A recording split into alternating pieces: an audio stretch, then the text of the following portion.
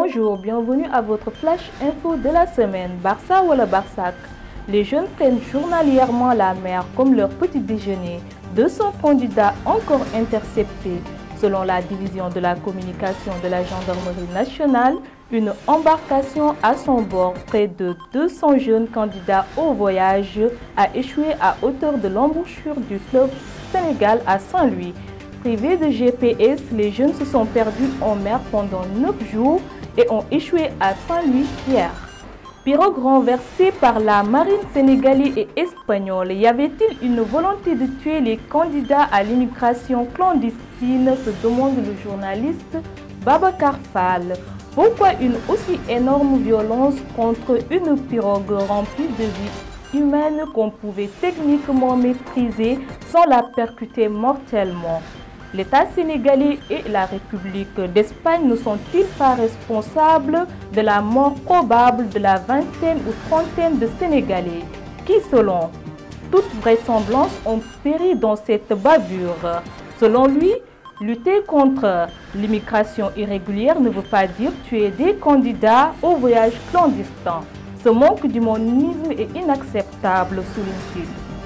Dans cette perspective, Babacar Fall, repris par Sénéweb, fait remarquer les propos suivants. Je le cite: « Regardez ces rescapés qu'on a amenés directement en garde à vue au lieu d'une prise en charge psychologue. Ces garçons viennent pourtant de frôler la mort et on n'a pas trouvé mieux de les envoyer en violon. » Avec un traitement aussi violent et inhumain, n'ont-ils pas finalement raison, ces jeunes Sénégalais, de désespérer des autorités de ce pays? Remaniement chronique d'une fuite ministérielle, la surprise énigmatique du chef avec les départs de Mimi du 16, de Boun Dionne et de Maxime Ndiaye de leurs fonctions respectives. Le chef de l'État ne s'attendait à ce que l'information sur le départ du gouvernement annoncé au Conseil des ministres soit ébruitée par des ministres dès leur sortie de la salle du Conseil. Rappel adieu du professeur Ibo Der Thiam. La levée du corps prévue à 14 h à la mosquée de Liberté 4, suivie de l'inhumation à Yoff. L'ancien ministre de l'Éducation nationale du président Abdou Diouf sera conduit à sa dernière demeure à Yoff après la levée du corps prévue à 14 h aujourd'hui. Ce sera à la mosquée de Liberté 4. Selon ses proches, il avait confié à ses amis qu'il souhaitait que l'on fasse vite et dans la simplicité. Dès les volontés qui seront respectées.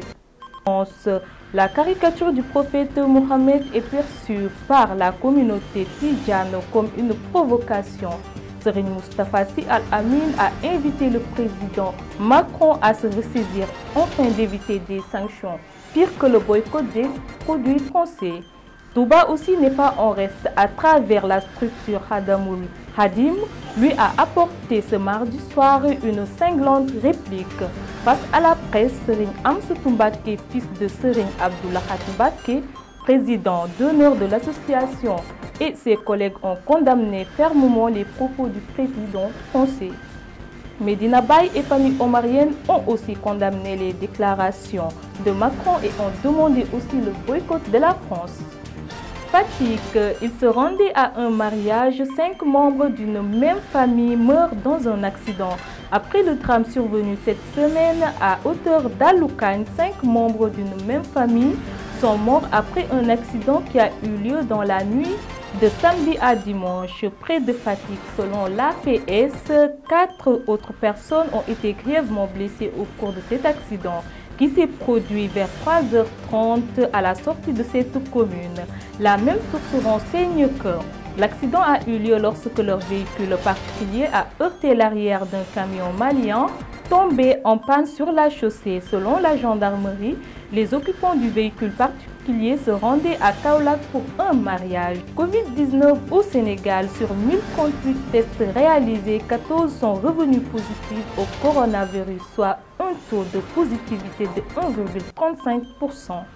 Il s'agit de 4 cas contacts suivis de 2 cas importés à IBD et 8 cas issus de transmission communautaire répartis comme suit. 105 patients ont été testés négatifs et déclarés guéris. 5 cas graves sont pris en charge dans les services de réanimation. Un nouveau décès lié à la Covid-19 enregistré. À ce jour, le Sénégal compte 15 630 cas positifs, dont 14 958 guéris, 325 décès et 346 encore sous traitement.